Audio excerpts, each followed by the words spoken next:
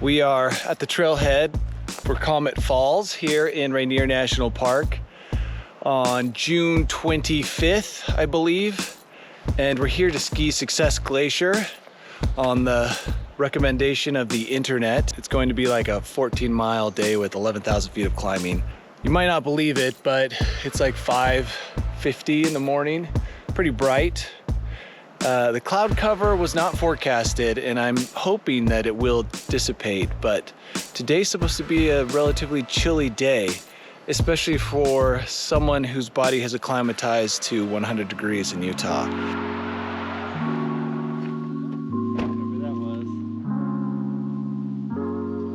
Here we go. Set to jet. Good to be back in Mount Rainier National Park. Hopefully we get another successful day.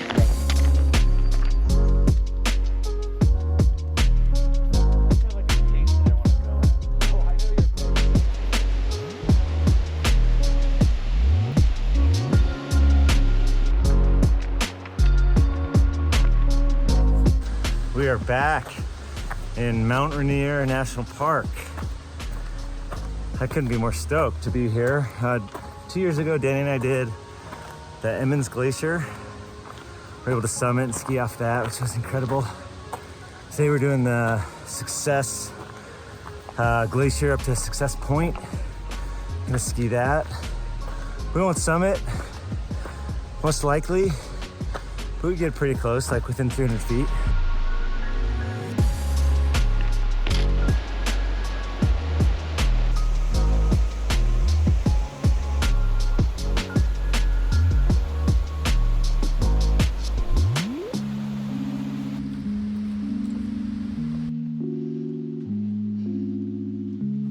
One of my favorite things about this place is how moist and wet it is, and all the moss just grows on everything, man. It's just everywhere. Look at all that. It's gorgeous.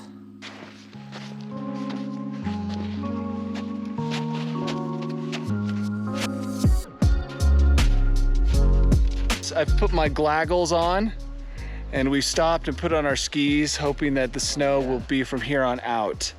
We've climbed 1,500 feet, maybe 3 miles, and we've met the snow, which is exciting. Now, hopefully it's all just skiing. It's hard to tell because the visibility is still pretty low, but the sun, as you can see behind me, is coming out. It's making an appearance. And so hopefully we'll get one of those famous Rainier views here in the next 30 minutes to an hour.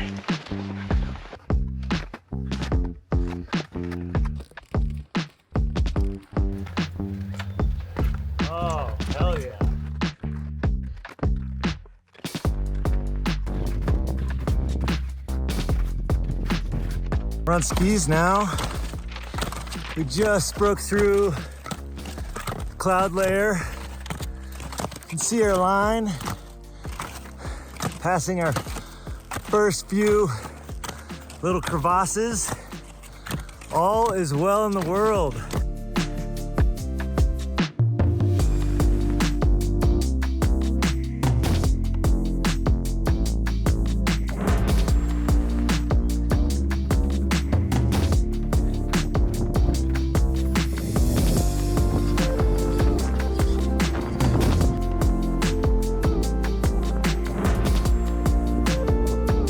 We are at the edge of the Kautz Glacier, and we're just sitting here making some informed decisions now that we can see the glacier. And we've decided to take a more safe route and drop maybe 100 feet here, go around this gaping wound on the glacier, and then head up towards the chute. I think, personally, we're making a great decision here. I'm not gonna say we're the smartest people up here, but we're probably in the top 60 to 70%. We're the only people up here. Oh yeah, that's true. Yeah, pretty easy. We brought a rope basically just to cross this glacier. And after that, we're just gonna throw the rope into a crevasse because we won't need it anymore. Look at us, doing one of the worst things you can do. Lose Ellie.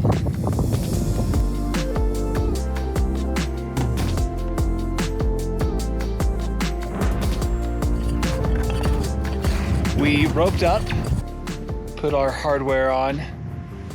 We weren't too worried. There's great coverage on this glacier, but we figured, you know what? If you're going to carry this rope 5,000 feet up to this glacier, you might as well use it. There's no real downside, unless of course you were to fall into the crevasse and the rope was to hang you. But other than that, I feel like it's probably a smart thing to do. This route is, I believe, the least glaciated ski route on the mountain, which is nice. And behind me, you can see the line we'll be skiing right there. Hopefully we'll be able to wax on, wax off the rocks as they come towards us. But you know, it's still kind of early, so maybe the rocks will stay put until we get by them.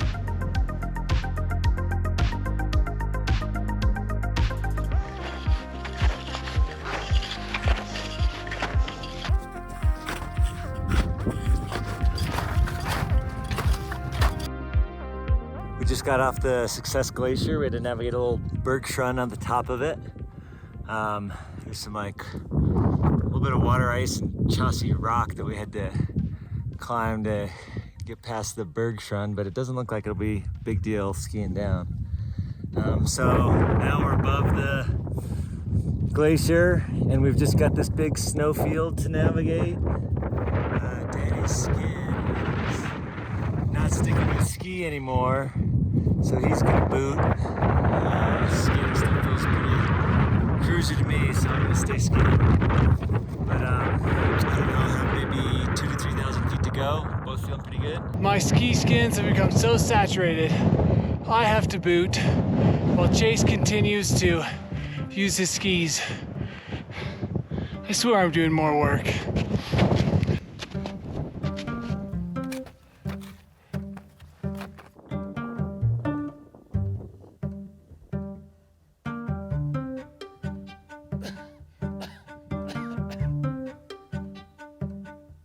Stopping for a quick Snickers break because we're both getting hangry. And the reason I know that is because Danny just said, "I'm not having fun." That's because I'm booting. It's because he's booting. So we're almost to 12.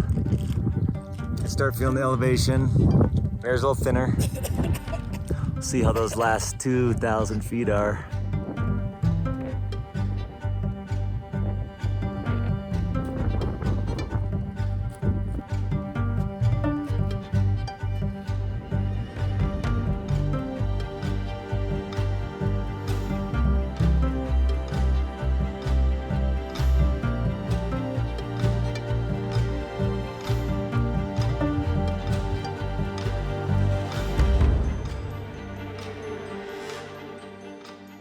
We're about 500 vertical feet from the summit, and we decided, since the winds are forecasted to be 30 miles an hour up there, to eat one of our Lunchables. We're splitting Chase's Lunchable here, and then at the summit we'll have my Lunchable.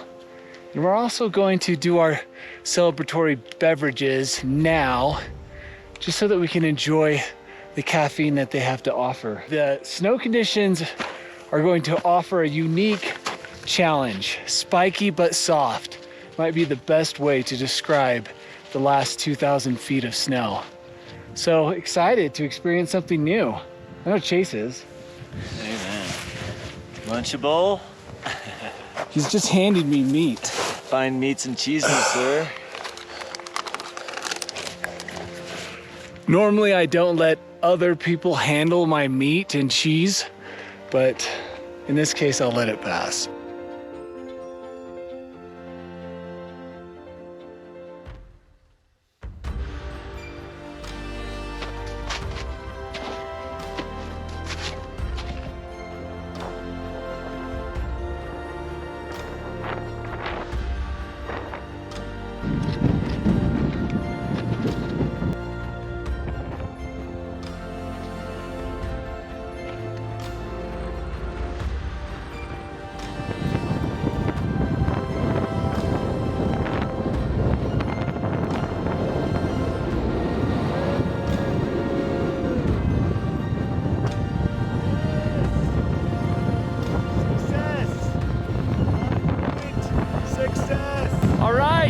well, no, not top of Rainier, top of Point Success, just 300 feet under the summit of Rainier.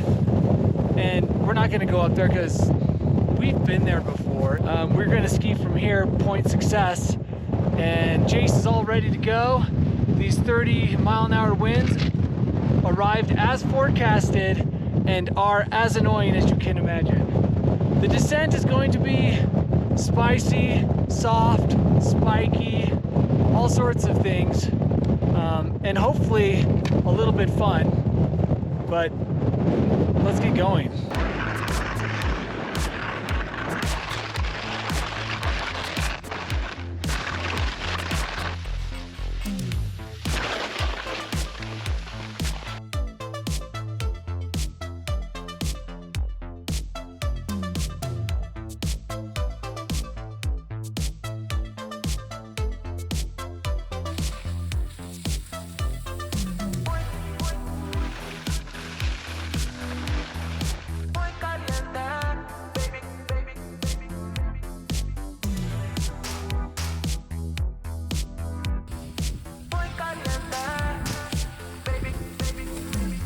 Well, we're making it happen. The top part was a little rough, but after we had that Lunchable and we were powered by phosphate covered ham, now I've got my legs back. I could go up and do another lap, but you know, Chase doesn't want to, so I probably won't. I always think the skiing's going to be horrible, and then it turns out to be great. This is fun. It's called Slouter, which is a slushy powder. It's delightful.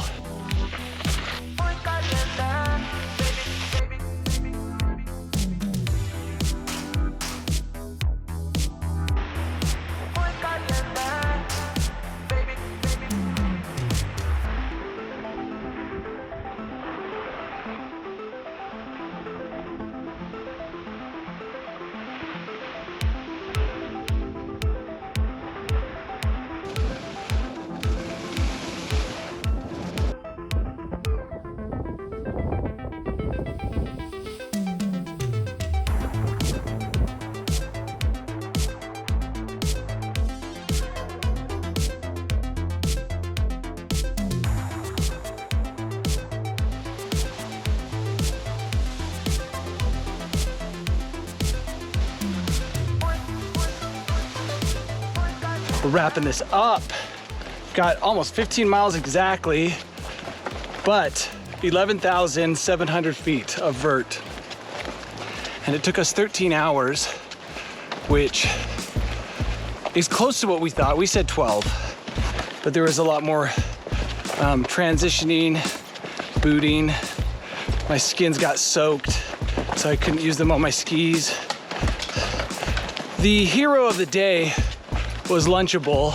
I know it's not the most nutritional thing, but it really hit, and it hit hard and right in the place I needed it to hit. One line to rule them all.